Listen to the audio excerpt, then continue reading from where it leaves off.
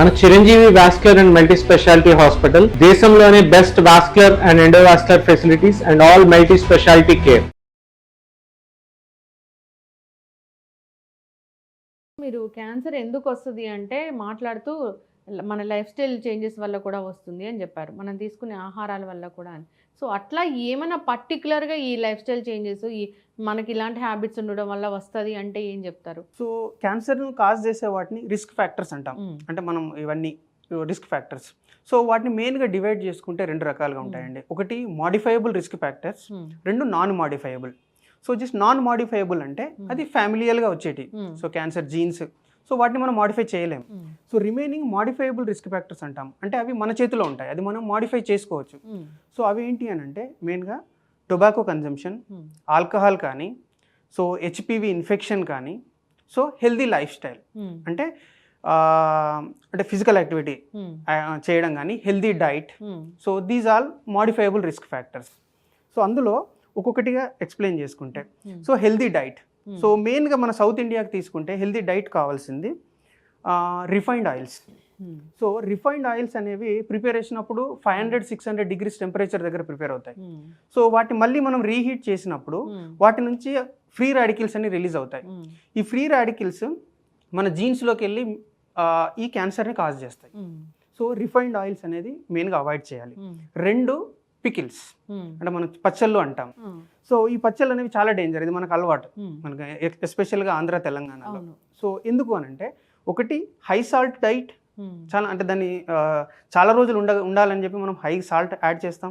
So దానివల్ల ఏంటంటే stomach cancer ఉంటుంది. రెండు స్పైసీ ఫుడ్. సో మనం అందరికీ అలవాటే ఇక్కడ హై స్పైసీ ఫుడ్.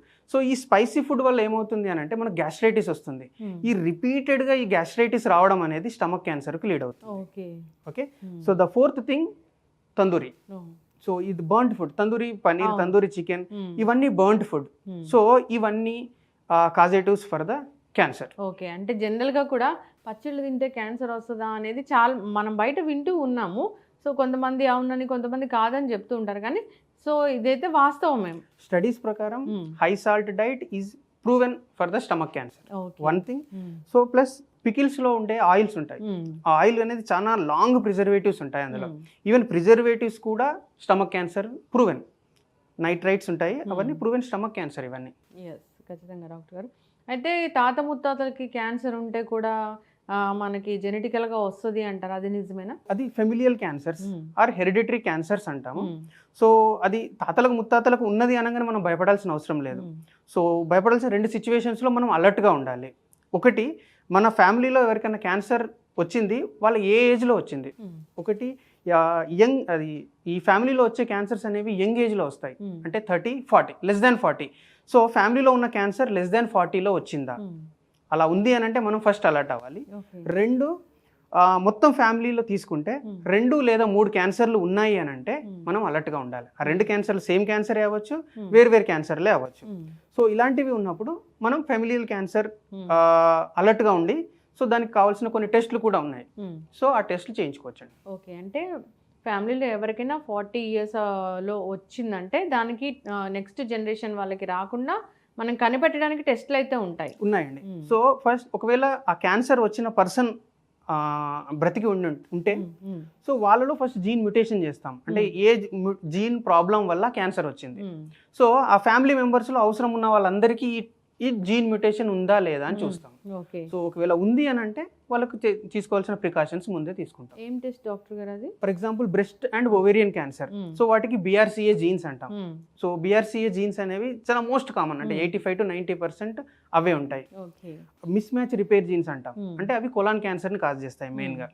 సో ఫ్యామిలీలో కొలాన్ క్యాన్సర్ ఉంది అంటే MMR జీన్స్, అంటే డిఫరెంట్ గా ఉంటుంది. డిఫరెంట్ క్యాన్సర్ రాండమ్ గా టెస్ట్ ఇది అనేది ఉండదు.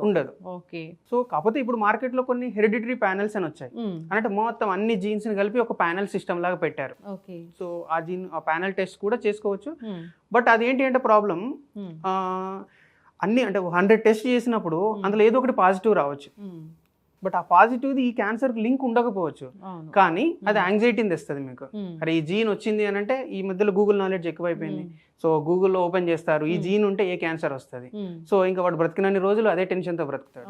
కాబట్టి సో ర్యాండమ్గా పోయి టెస్ట్ చేసుకోవడం కన్నా, అంటే అంటే ఆంకాలజిస్ట్ని కన్సల్ట్ చేసి ఏ జీన్ మ్యూటేషన్ అవసరం అది చేసుకుంటే బెటర్, ఓకే. లేదు అని అంటే అన్నెసెసరీ యాంగ్జైటీ. అయితే డాక్టర్ గారు, చాలా మంది కూడా ప్రతి సంవత్సరము బాడీ చెకప్ చేయించుకోవాలి, లేదంటే స్క్రీనింగ్ చేయించుకోవాలి, పాప్స్ మీద చేయించుకోవాలి, ఇట్లా ఏం అనుకోరు. సో అలాంటప్పుడు జనరల్గా ఏదైనా లక్షణాలు కనిపిస్తున్నాయి, ఈ ప్రీ సిమ్టమ్స్ అంటే క్యాన్సర్ వచ్చే ముందు ఉన్నాయి అంటే ఏమున్నాయి? స్పెషల్గా ప్రీ సిమ్టమ్స్ అని లేదండి. సో క్యాన్సర్లో సస్పిషియస్ సిమ్టమ్స్. సో మెయిన్గా క్యాన్సర్కి సంబంధించి నేను రెండు చాలా అంటే సిగ్నిఫికెంట్గా ఇంపార్టెన్స్ ఏంటి అని అంటే లంప్ అంటే గడ్డలు, రెండు బ్లీడింగ్. సో బాడీలో స్కిన్ పైన కానీ బ్రెస్ట్లో కానీ కడుపులో కానీ గడ్డలు అనిపిస్తున్నాయి, సస్పిషియస్ అనిపించింది అని అంటే దానికి సంబంధించిన టెస్ట్లు చేసుకోవాలి. సో ఒకటి గడ్డలు, రెండు బ్లీడింగ్, మోషన్ పోయినప్పుడు బ్లడ్ పడడం కానీ, సో వెజైనాల నుంచి బ్లీడింగ్ కానీ, సో లేదా ఓరల్ లీజన్స్ నుంచి బ్లీడింగ్ రావడం కానీ, ఇది. సో ఈ రెండు మెయిన్ ఇంపార్టెంట్గా భావించి దానికి టెస్ట్లు చేసుకోవడమే మార్గం. ఓకే, ఎస్, ఖచ్చితంగా అండి. సో అయితే ఈ గర్భాశయ ముఖద్వార క్యాన్సర్ రాకుండా కూడా వ్యాక్సిన్స్ అనేవి ఉన్నాయని చెప్తూ ఉన్నారు. అవునండి. సో అలాగే మిగతా క్యాన్సర్స్ కూడా ఏమైనా వ్యాక్సిన్స్ ఉన్నాయా? మన liver cancer hepatitis B virus and C virus వల్ల వస్తుంది. సో హెపటైటిస్ బి వ్యాక్సిన్ ఉంది, అది మనకు ఇమ్యునైజేషన్ షెడ్యూల్లో ఉంది కాబట్టి పిల్లలకు చిన్నప్పుడే అందరికీ వేసేస్తాం. సో అది కాకుండా ఉంది అని అంటే ఇప్పుడు సర్వైకల్ వ్యాక్సిన్, సర్వైకల్ క్యాన్సర్కి ఉన్న వ్యాక్సిన్స్. సో ఇంకా మిగతా వాటికి వేటికి రాలేదండి. సో అన్ని ట్రయల్స్లో ఉన్నాయి. డాక్టర్ గారు, జనరల్గా ఏదైనా ఒక క్యాన్సర్ వచ్చింది అంటే సో ట్రీట్మెంట్ అంటే చాలామంది భయపడతారు. క్యాన్సర్తో ఇబ్బంది పడుతూనే ఈ ట్రీట్మెంట్ కోసం వెళ్ళాలంటే కూడా భయం అనేది అధికంగా ఉంటుంది. తప్పనిసరి పరిస్థితి కాబట్టి చేయించుకోవాల్సిందే. సో కీమో కానీ రేడియేషన్ కానీ ఇలాంటివి చాలా చాలా పెయిన్ఫుల్గా ఉంటాయని చెప్తూ ఉంటారు. ఇలా కాకుండా అడ్వాన్స్ ట్రీట్మెంట్స్ ఏమైనా ఉన్నాయా? నిజంగానే ఇవి అంత పెయిన్ఫుల్గా ఉంటాయా? ఓవరాల్గా క్యాన్సర్ మేనేజ్మెంట్ని చూస్తే సో 3 పార్ట్స్గా ఉంటాయండి, 3 డిపార్ట్మెంట్స్ ఇన్వాల్వ్ అవుతాయి. ఒకటి surgery, so that is surgical oncologist. 2 medical oncologist. So 3 radiation oncologist. Okay. So ఈ మెడికల్ ఆంకాలజిస్ట్ అనే అతను ఇంజెక్షన్స్ ఇస్తాడు.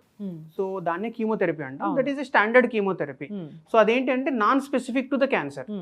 సో దానివల్ల ఏంటంటే కొంచెం సైడ్ ఎఫెక్ట్స్ ఎక్కువగా ఉంటాయి.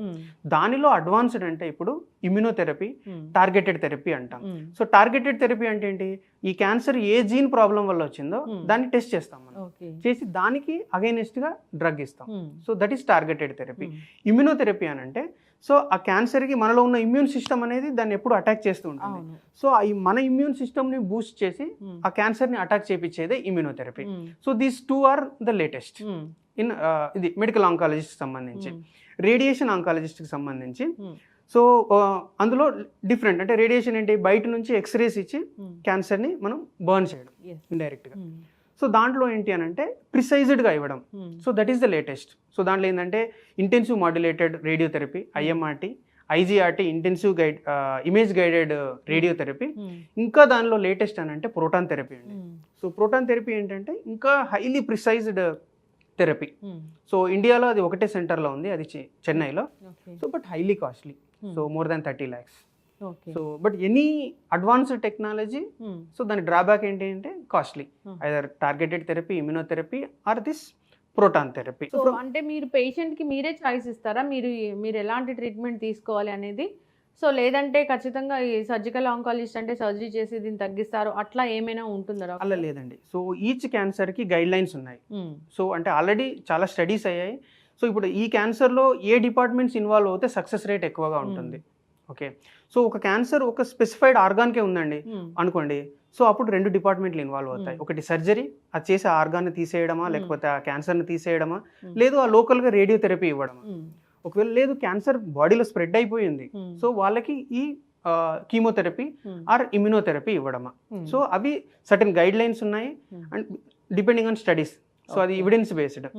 సో అది మేము అడ్వైజ్ చేస్తాం. కాకపోతే ఇందులో ఇప్పుడు latest therapy or standard chemotherapy చూసామనుకోండి, సో పేషెంట్కి ఆప్షన్స్ 2 ముందు పెడతాం. సో ఇది ఇమ్యునోథెరపీ, ఇది ఇంత కాస్ట్ అవుతుంది. సో ఈ స్టాండర్డ్ కీమోథెరపీ ఇంత కాస్ట్ అవుతుంది. సో వాళ్ళు దేనికి అఫోర్డబుల్ ఉంటే దాన్ని ప్రిఫర్ చేస్తారు. అయితే డాక్టర్ గారు, ట్రీట్మెంట్ తీసుకుంటూ ఉంటే ఈ క్యాన్సర్ అనేది తగ్గినట్లే అది ఏ క్యాన్సర్ అయినా కావచ్చు, తగ్గినట్లే తగ్గుతుంది, మళ్ళీ వస్తుంది, అది ఎక్కడో ఒక చోట ఈ క్యాన్సర్ కణాలు ఉంటాయి, మళ్ళీ బాడీలో ఎక్కడో ఒక చోట దీని ప్రభావం చూపిస్తుంది అని అంటారు, అది నిజమేనా? అవునండి. సో ఇప్పుడు ఒక క్యాన్సర్ ఆరిజినేట్ అయినప్పుడు సో దాని నుంచి చిన్న సెల్స్ అంటాం, that is circulating tumour cells అంటాం. అవి బ్లడ్లో ఎంటర్ అవుతాయి. సో అవి మన కంటికి కనబడవు. సో మనం ఇక్కడ సర్జరీ చేసి ఈ ట్యూమర్ని తీసేసాం, అవును. కానీ ఆల్రెడీ బ్లడ్లో ఎంటర్ అయిన ఈ కంటికి కనబడని సూక్ష్మ కణాలు ఉన్నాయి. సో అవి బ్లడ్లో తిరుగుతూ ఉంటాయి. సో వాటికి ఎప్పుడైతే ఫేవరబుల్ ఎన్విరాన్మెంట్ వస్తుందో అప్పుడు అక్కడికి వెళ్తాయి, లంగ్లో కానీ బోన్స్లో కానీ వెళ్ళి మళ్ళీ వచ్చే అవకాశాలు ఉంటాయి. సో ఆ బ్లడ్లో ఉన్న కణాలను చంపడానికే మనం కీమోథెరపీ యాడ్ చేసాం. సో దాన్ని అడ్జువెంట్ కీమోథెరపీ అంటాం. సర్జరీ అయిపోయిన తర్వాత ఈ కీమోథెరపీ ఇంజెక్షన్స్ ఇచ్చి ఈ చిన్న చిన్న కణాలను చంపుతాం. సో అదే అడ్జువెంట్ కీమోథెరపీ.